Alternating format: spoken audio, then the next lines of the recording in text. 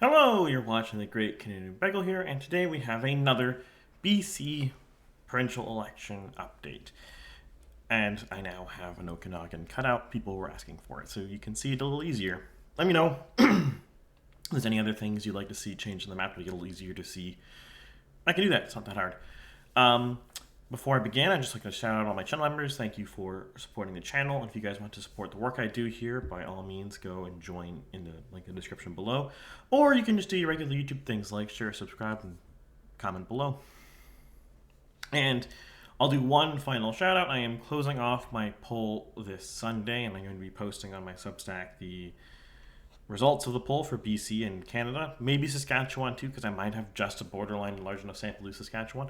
So if you want to get in before it is too late, you should, in the pinned comment, there will be a link to the poll so you can join or respond to the poll before Sunday.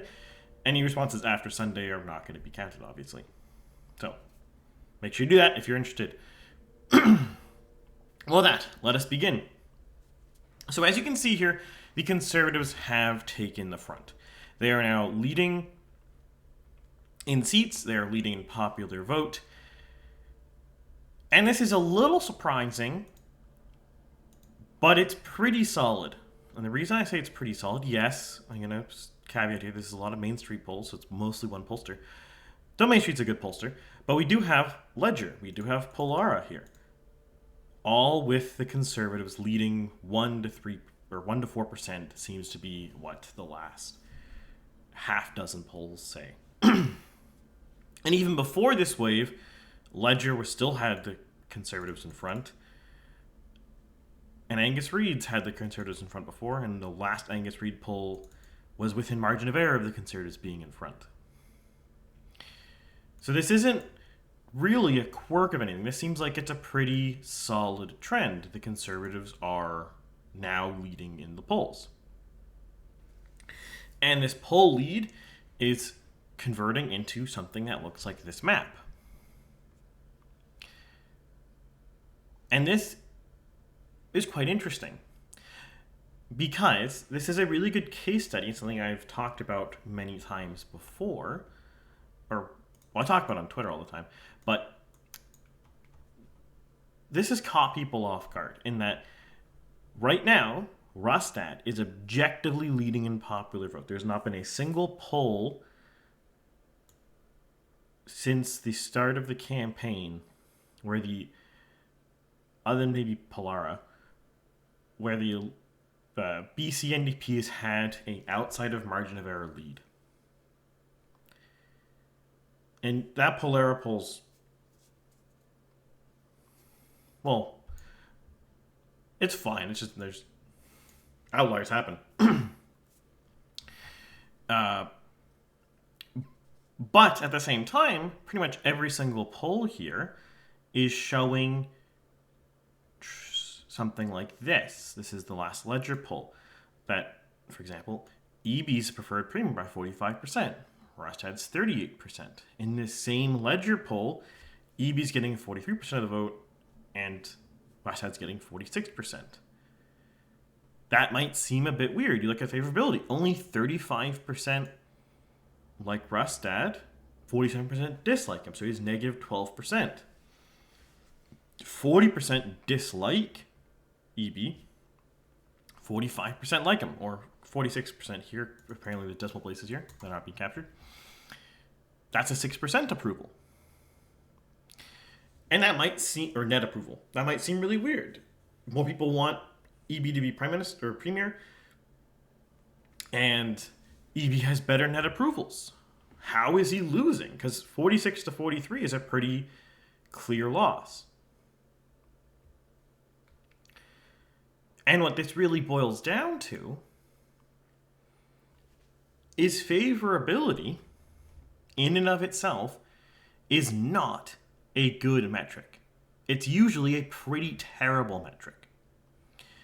In fact, I would go so far as to say, at initial glance, favorability in and of itself is a useless metric. Now, if you know what you're doing, you can take take a look at favorability numbers and turn that into something that matters. But even that is kind of dubious. There's some trends, for example, conservatives usually do about 10 percentage points better than their favorability. So 36% like Rustad, about 46% will probably vote for him, which is what we're seeing right here. We see similar things in New Brunswick right now. We're seeing similar things federally, though Poilievre's actually underperforming on this metric. But the net side actually doesn't matter. In a country like Canada, where you have 2.5 parties in most provinces, net favorability doesn't matter. Because what this means, in the case of Rustad, is the NDPers don't like him and the Greens don't like him. But he doesn't need the NDPers or the Greens to like him. That doesn't matter. Now, you might be like, oh, that's very cynical. Shouldn't you want the population to like you? And yeah, you probably want them to like you, but that doesn't mean it matters.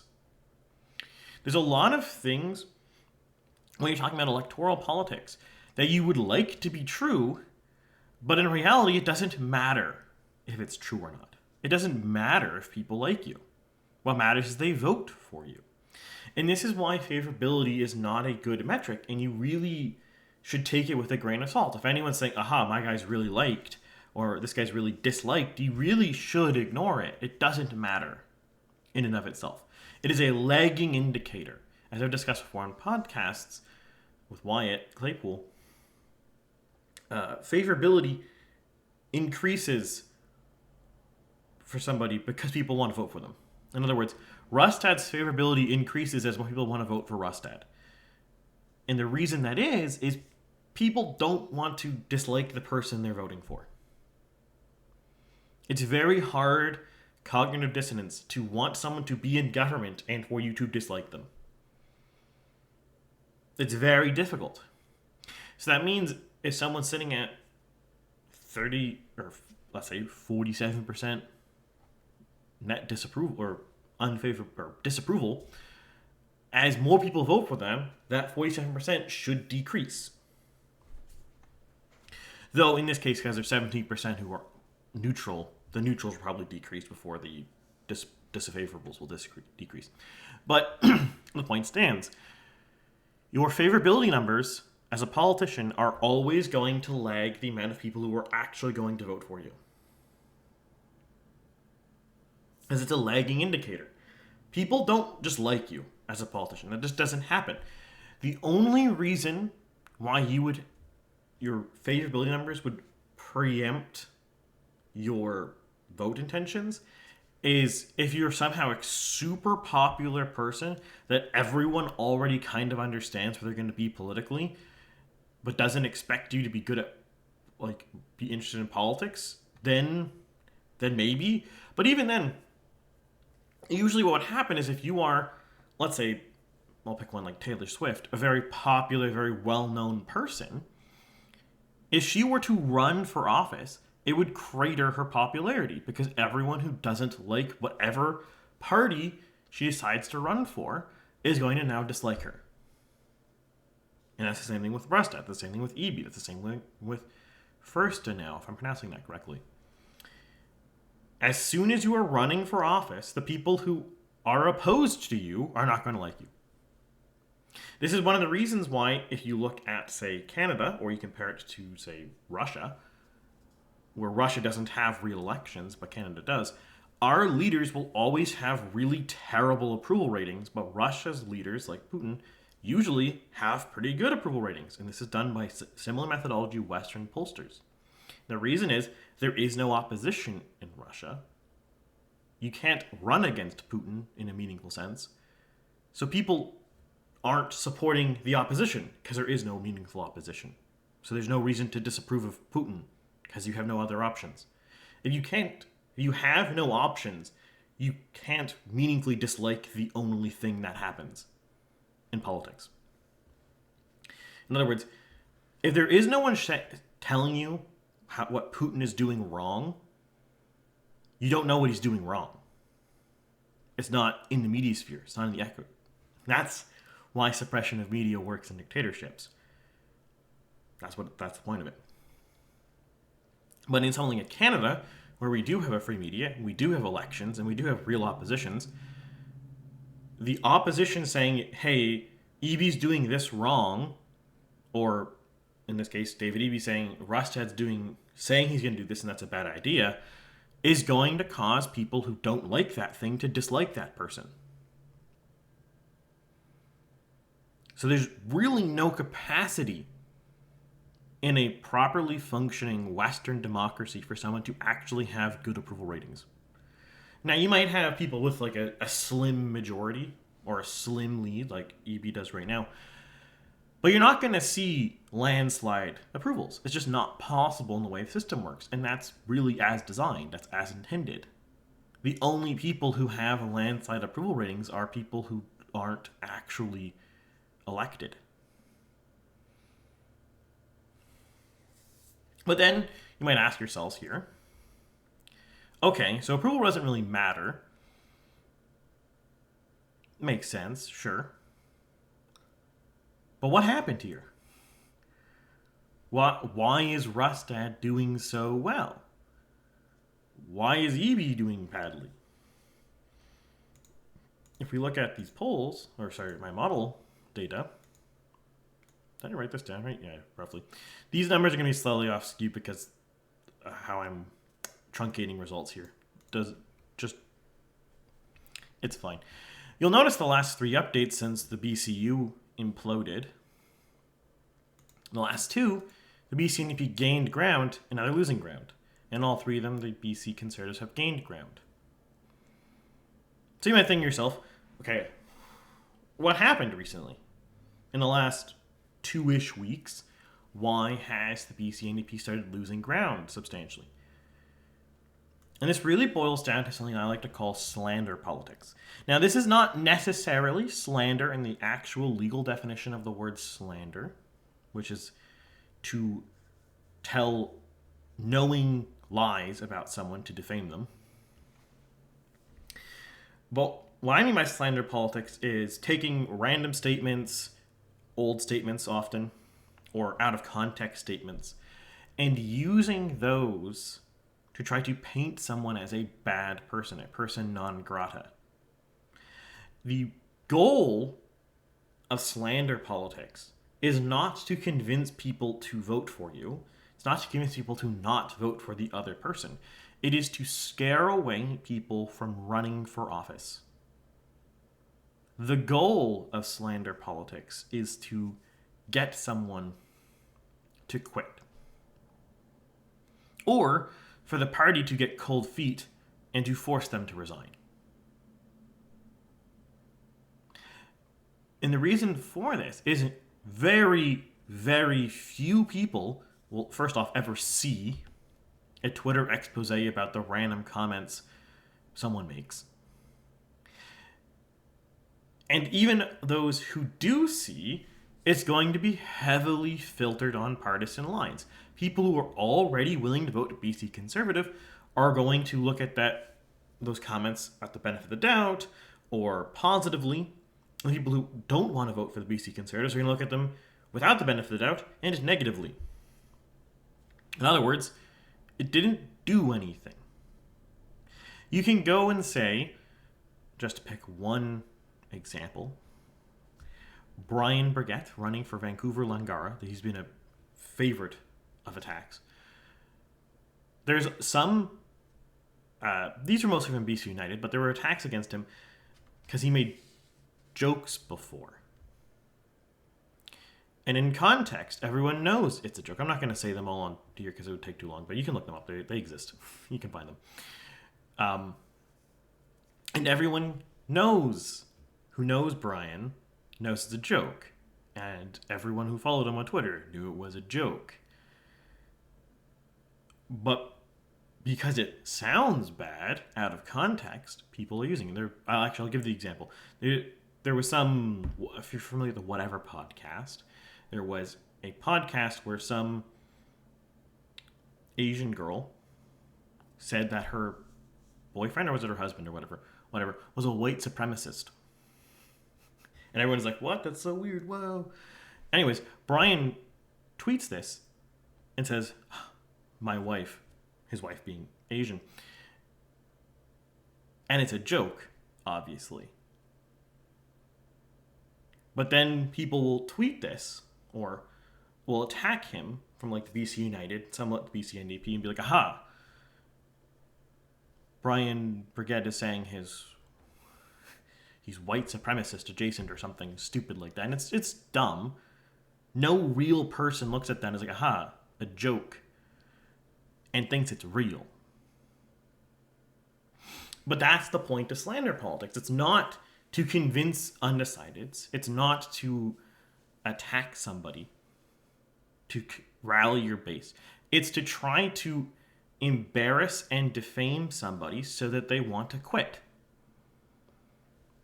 And the reason why this is really relevant for this particular election is that's the entire campaign the BC NDP and before them the BC United was doing. It was entirely slander politics. You still see that right now with a lot of the BC NDP ads attacking Rustad for the last 2 weeks. He said some weird quirky thing or whatever. I can't remember all the ones. It doesn't really matter. You can look them up. But all their ads are basically along the lines of Rustad said this or his candidate said that. Haha. But first off, as I said, almost no one sees this stuff. And two, when they do see this stuff, it doesn't matter. It's a complete failure to understand the psychology of a voter. Voters do not really care about who the politician is. If voters cared about on aggregate, the character of the politician, Trump would never have won office. That never would have happened. But he did win because people care, surprisingly, and frankly, we should actually be really happy about this. People care more about the promises and policies you say you're going to do than random things you said or done in the past. That actually is kind of a white pill moment because in a society, we should want to have forgiveness. If someone makes a mistake or says something dumb in the past, we shouldn't be holding that against them if they're doing the good thing today. Someone might have said something stupid 20 or 5 years ago, but if today they're saying they're going to do a bunch of policies that are good for you, yeah, you should forgive them. Now, if they betray you and don't do those things when they have political power, yeah, you should ignore them or you should vote against them. That's the point of politics. The point of an election, and the important thing to understand in an election, as the voter, is that your best interest is to vote for the person who says they're going to do the things that support you or that you want done, and if they don't do those things, you do something different. You vote for someone else, or you try to do a coup inside your own party or something like that. You just don't support someone who betrays you. That's the main thing. And again, a reason why leaders usually have pretty bad approval ratings, especially on the conservative side. As I said before, the conservative faction in Canada, much of the West, is very broad. You'll have fiscally conservative social liberals, fiscally liberal socially conservatives, and everything in between who vote conservative. And they'll often dislike the leadership because the leadership doesn't fully align with them. But they're the closest thing, so they'll vote for them anyways. The social liberal fiscal conservative probably doesn't like Rustad. Probably doesn't like EB. Probably doesn't like First-Now. Will probably vote conservative because EB hasn't delivered on anything that that person cares about.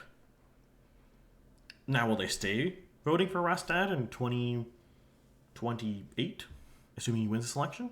I don't know. But for now, that's how it's going to be. So we had this entire election where EB is just basically trying to slander Rustad into embarrassment or quitting, which obviously isn't going to work. This is a guy who was kicked out of a party for basically the same thing and then just started his own party, essentially.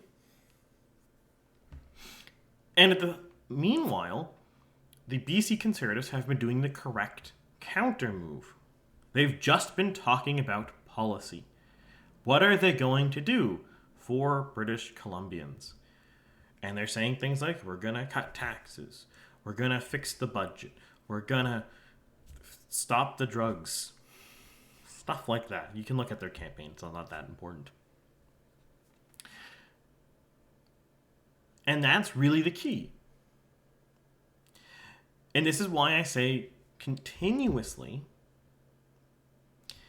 it's actually very good to have attack ads against you. Even these slander ads are actually quite good to have against you because they waste the opponent's resources, they waste their time, they don't do anything. But oftentimes when they do something, it helps the person. And as I've said many times in the past, if you, as the BC NDP, are attacking Rustad or a candidate in Rustad's party, or quote unquote being pro-life, when the party has made no commitments for it and has really no power to do anything about it, you're just helping the party. There's this weird, naive idea because a lot of right-wingers run away from the abortion issue that it is a winning topic for the left. It's not. It's really not a winning issue for anybody. Most social issues are a losing issue if you're the one talking about it. You don't want to be talking about them. You just want to do them when you're in power. And you could say, okay, maybe there's a secret agenda for the PC Conservatives. Maybe they're going to do something and, I don't know, restrict abortion somehow. Okay, but it's still a losing issue for you to say that. No one cares. You have a very small, on both sides of the aisle, radical faction for any social issue that is very strongly pro or anti whatever that social issue is. And those people are already going to vote properly. You're not going to really change anything at that. Maybe you might be able to activate some of them in some instances, but we're not talking about something like that affects normal people. The average person, for better or for worse, is not affected by whatever your controversial hot button social issue is. Guns, gay marriage, abortion, whatever hot button social issue you want to talk about. Those things don't affect normal people, so they don't care about them. The social issues that do affect normal people, they do care about. Drugs, crime. And those usually overwhelmingly fall towards more right of center voters because right now, in 2024, it is a left of center government in power and those things have gotten worse. Another one that does motivate people, specifically parents, is if they don't think schools are doing a good job or taking their concerns seriously or whatever, various reasons of that. But things that don't affect average people, they don't care about. Shocking, I know, right? The average person cares about things that affect them and things they want to happen. So talking about these things doesn't really do anything. It's not very useful, like talking about abortion or guns or whatever, which is, again, two big things that EB's actually been talking about. There's some attack ads recently from the NDP where they're saying the Conservatives are going to roll back all these gun reforms or whatever. They're not going to enforce federal gun laws. They're going to cause danger in the streets. But the thing with that, why this falls so flat, because you think, oh, maybe they're trying to touch on crime. The BC Conservatives already talk about crime all the time. No one who's concerned about crime is thinking, yes, the BC Conservatives are going to let, illegal guns or gun murder happen. Aha. No, they think that if that happens, they're going to harshly punish those people to the fullest extent that they're legally allowed to do it. With full understanding for most people that this is federal jurisdiction to criminal law. So it's not a very effective attack. It's not a very effective position. And that's kind of why this election is going the way this election is going, is the BC Conservatives are doing really smart, smooth, bread and butter issues. Crime's bad. Drugs are bad. Not being able to buy a house is bad. The economy is bad. Now, again, I've said before, you could argue, relative to Canada, the BC economy is doing fine, but the Canadian economy is doing so bad that doesn't really matter. Okay, yeah, maybe the BC economy is like the best in Canada, but if the entire Canadian economy is crap, that's not going to resonate. And I've seen some people try to defend that line, again, by saying that BC is the best economy in Canada. But then you look at some state data that's come out recently, and every single Canadian province has medium income purchasing power parity is below every single US state.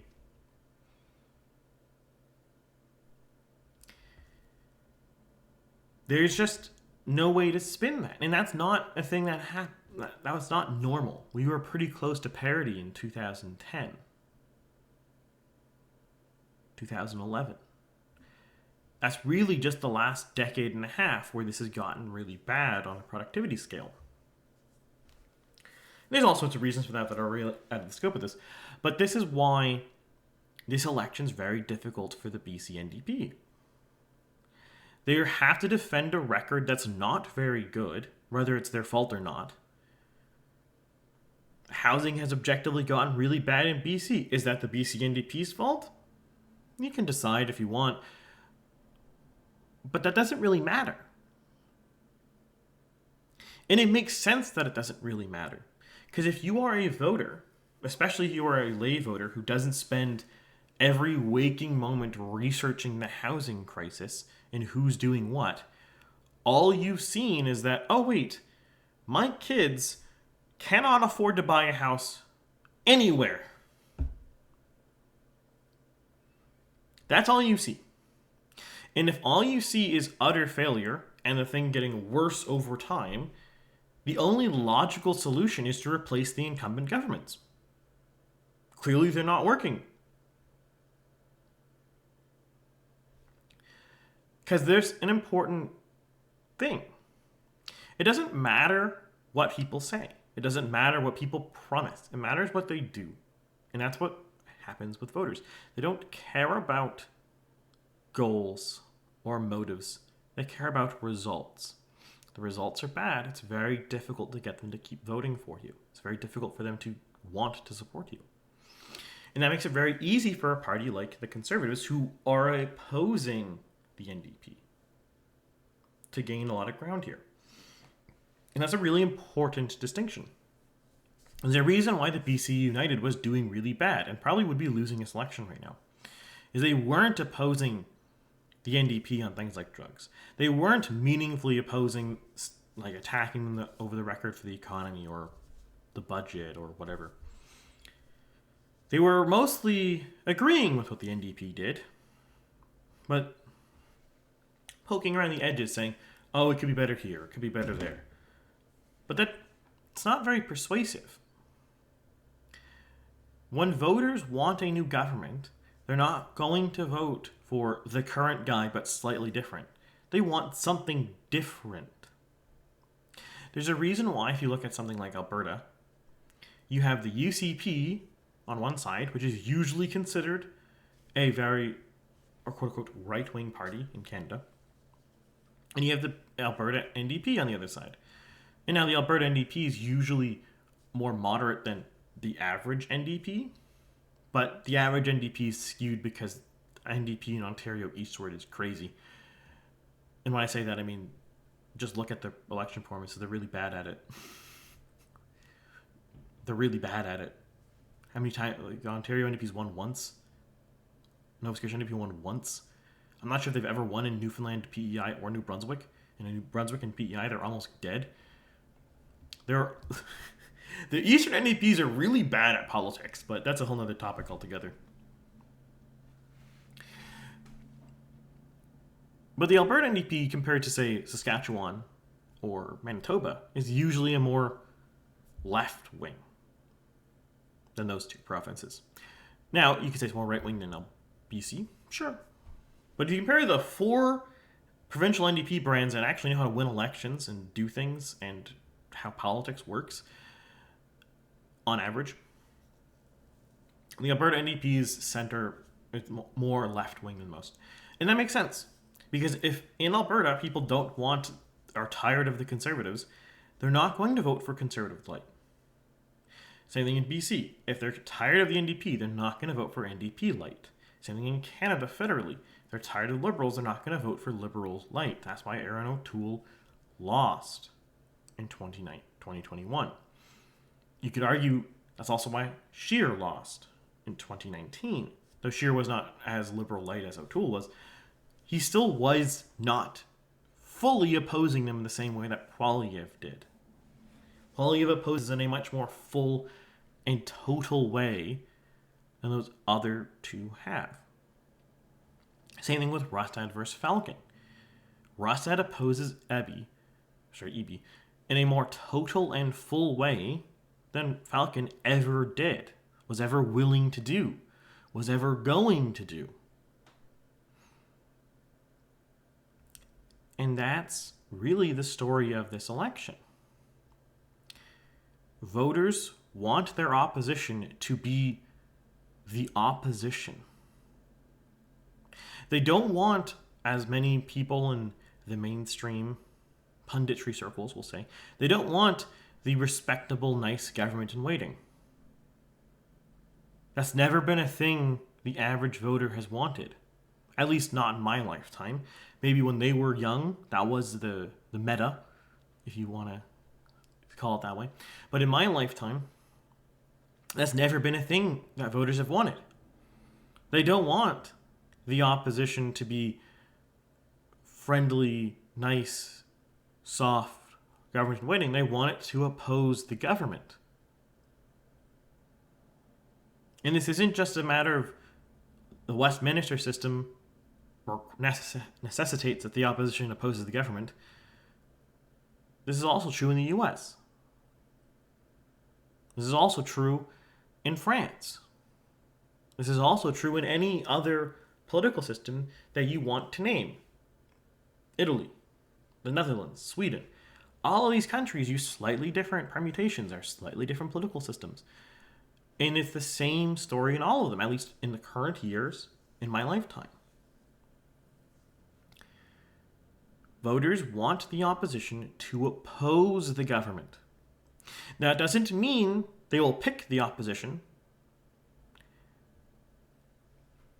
to lead, to form a government, but there is no capacity to form a new government, to win an election, if voters think you're just the same party again and again and again. It's not going to happen. It's not a thing.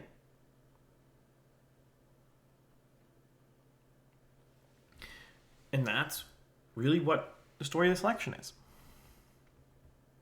This is a case study in Canadian politics, a perfect case study. On many ways, Rostad has decided to properly oppose Eby across a bunch of fields that the Conservative brand can get brand dominance over, the NDP on.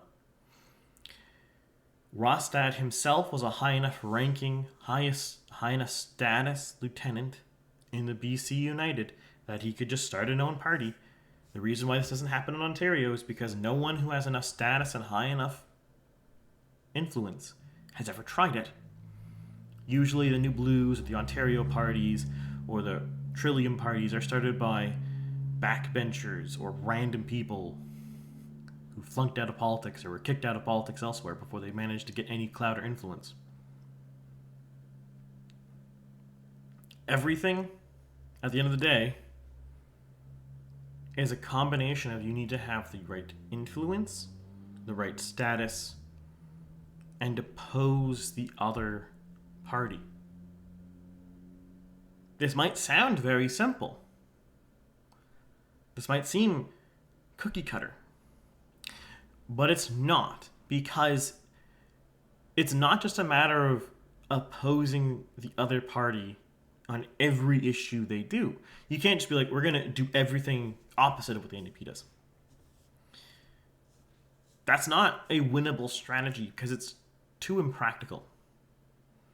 It's too complicated, requires a lot of research, actually, because you have to figure out what is the opposite of what they're doing. Because sometimes the NDP or the Conservatives or the Liberals will do things that are the correct decision, even if you don't like that party. And you don't want to actually reverse the correct decision. So you want to make sure the thing you're opposing them on is something that you think is actually wrong. So you need to do a lot of research onto what you think actually should be happening. And you have to figure out, of those things, what is an actual thing you can push on? What is a thing we can win on? For example, some libertarians might argue it is wrong to give welfare. Good luck doing an election in the year of our Lord 2024 and saying we should cut welfare payments. We should get rid of the disability benefits. We should get rid of all this stuff. Good luck. You are actually opposing something, but you are opposing somebody on something that people aren't going to want changed. So it's not just a matter of you have to oppose the other party. You have to oppose them, and you have to oppose them by picking issues that you can convince voters about. For example, a really good case study of this is the carbon tax with Poilievre. When Poilievre took power for the Conservative Party, the carbon tax was popular. People liked the carbon tax. It was the thing people wanted. Poilievre convinced people by going around, doing rallies, talking about it in advertising, that no, actually you don't want the carbon tax. The carbon tax is bad. The carbon tax hurts you. So if you went to an issue that most people supported and he convinced them, no, you shouldn't support it. But that same kind of thing, there's not really a universe where even someone like Poilievre could go and convince Canadians, you don't want public health care, you want fully private health care. That's never going to happen. People don't want that. Even in the US, people don't want that. If they wanted that, then they would get rid of things like Medicare and Medicaid. And they don't. No serious politician in the US wants to get rid of those two programs. So it's not just sufficient to oppose the other party. You have to oppose the other party on something that you think is actually wrong policy and that you can think you can convince voters that you are correct on. Because maybe if you're a libertarian, you might think, yeah, actually, no, the welfare is bad overall. It's a net bad for society. But if you can't convince the average voter that that's bad, then it doesn't matter. Same thing with guns. Same thing with picture your social issue here. Pick your economic policy here. You could go and say, we should have fracking everywhere in Canada because then we would get more natural gas and it would be better for the economy and stuff like that. But you can't convince people that. It doesn't matter if that's actually a better policy. You could say, oh, we should ban all guns because it will stop murders. But you can't convince people that. That doesn't matter. The thing in politics, and this is a really unsavory truth, is truth doesn't matter unless you can convince people that it matters. And usually, parties and surrogates will try to argue about this and will try to shape this or try to do this. You'll see every time in a debate, both sides will claim the other side was lying the entire time. It's a useless, ineffective waste of time and media, oxygen. But they'll do it because for some reason people think truth actually matters to voters. It's unsavory to say this, but it doesn't. Voters will vote for things that are not true if they think that it is true, or if the alternative is worse. And that's one of the reasons why it's really important to articulate your policies very clearly. That's why in the case of, say, the US in 2022, a lot of people were getting really mad that Lindsey Graham wanted to put it said that the Republicans should do a national 15-week ban. A lot of Republican surrogates or populist types were like, oh no, he's trying to torpedo the Republican Party. No. He wasn't. That was actually a good idea from Lindsey Graham, because the absence of policy is worse than any policy you could list. If there is no policy, all you get is the worst of all worlds. Everyone subs in their worst idea. If there is a policy, you can have a rational conversation about that policy. And this is the case with pretty much everything here. What matters isn't the objectiveness of things. What matters is how you articulate it, what your policy is, how you sell it.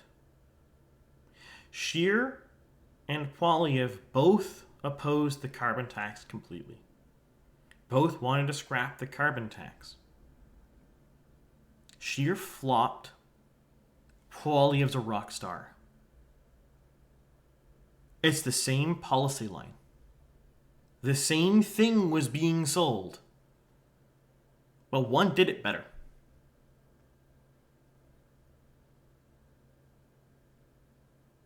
And that's the key. And that's the key to things like this BC election. A lot of this election is the NDP are trying to say, oh, we'll fix the budget, or we'll fix housing, or whatever. I think they're saying the same thing. It doesn't matter if both of you are campaigning on similar things in this regard, because the NDP are moving to try to capture the Conservatives. What matters is who sells it better. And if the NDP doesn't try to move to ward off the Conservative tax on drugs or housing, well, what can they do? Those are the main issues here. Or the economy as a whole. And that's the key. I know I said this several times now, but it's a package. All this stuff is very tied together. You can have the best policies, but you have the worst arguments, doesn't matter. You can have the best arguments, but the worst policies, doesn't matter. You can have the most beautiful, charismatic people, but if they're spouting nonsense for stupid policies, it doesn't matter. You can have great policies and great ideas, but if your people presenting them are uncharismatic, extremely boring, and are grotesque looking, well, it doesn't matter. And you might think, oh, that's a little unsavory, but that's true. It's true. Now, you can usually polish someone up if you want to,